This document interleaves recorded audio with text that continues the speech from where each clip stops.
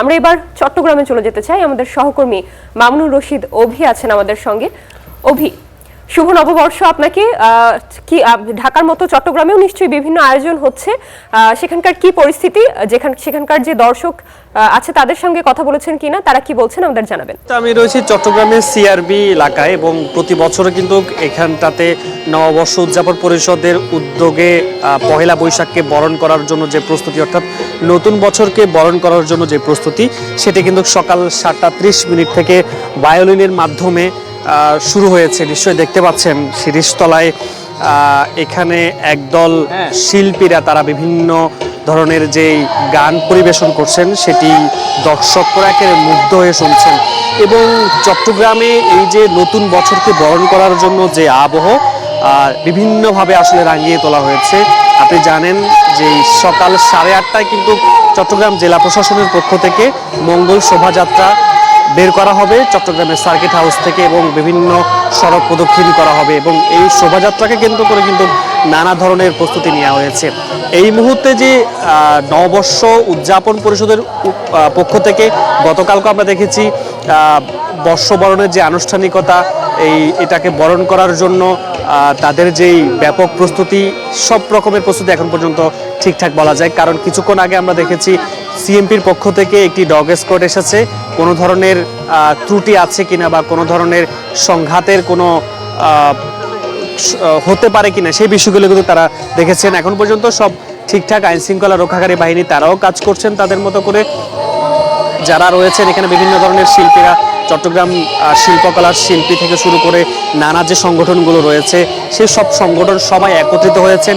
একত্রিত হয়ে সবাই এই নতুন বছরকে বরণ করার জন্য তাদের যে অনুষ্ঠান, সাংস্কৃতিক অনুষ্ঠান সেটি চলছে এবং চট্টগ্রামের যে গ্রামীণ ঐতিহ্য রয়েছে বা যে সংস্কৃতি রয়েছে সেগুলো ফুটিয়ে তোলার মাধ্যমে তারা জানান দিচ্ছে নতুন বছর যেন সবাই কাঁধে কাঁধ মিলিয়ে আগামীর যে বাংলাদেশ সেটি বিনির্মাণ করা হয় এবং বিগত দিনে যত হানাহানি ছিল, অসামঞ্জস্য সমাজ ব্যবস্থা ছিল, সকল কিছুকে পেছনে ফেলে সামনের যে অগ্রসর হওয়া, নতুন দিনে নতুনভাবে নতুন আঙ্গিকে, এই বিষয়গুলো তারা কিন্তু প্রাধান্য দিচ্ছেন।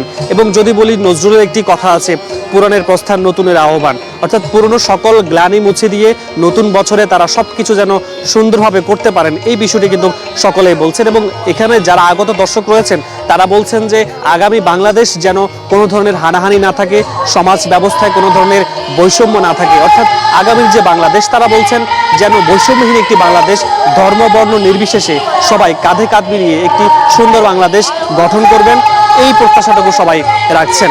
এবং আমরা দেখেছি সময়ের সাথে সাথে মানুষের যে ভিড় সেটি কিন্তু বাড়ছে এবং যখন 10টার পর কিন্তু এখানে নিশ্চয়ই আরও অনেক বেশি কোলাহল থাকবে। বিভিন্ন ধরনের যে সাংস্কৃতিক অনুষ্ঠান সেটি কিন্তু এরই মধ্যে শুরু হয়েছে, অর্থাৎ সকাল 7:30 ভায়োলিন বাজানোর মাধ্যমে যেই অনুষ্ঠান শুরু হয়েছে সেটি চলবে একদম আজ পুরো দিন সন্ধ্যা 6টা পর্যন্ত।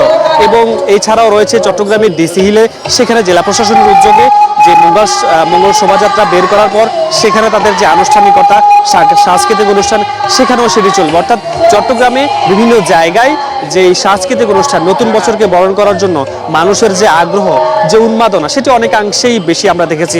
প্রতিটি মানুষের চোখে মুখে নতুন বছরকে বরণ করার জন্য তাদের যে আয়োজন, তাদের যে প্রস্তুতি, সেটি একেবারেই প্রশংসনীয়। সবাই বলছেন এই যে একটি নতুন বছরকে কেন্দ্র করে বিভিন্ন ধরনের যে রঙে রাঙিয়েছে পুরো শহরকে, সেই বিষয়গুলো কিন্তু তারা অনেক ইতিবাচক হিসেবে দেখছেন। এবং আইন শৃঙ্খলা রক্ষাকারী বাহিনী আমরা দেখেছি তারাও এখানে এসে ঘুরেছেন।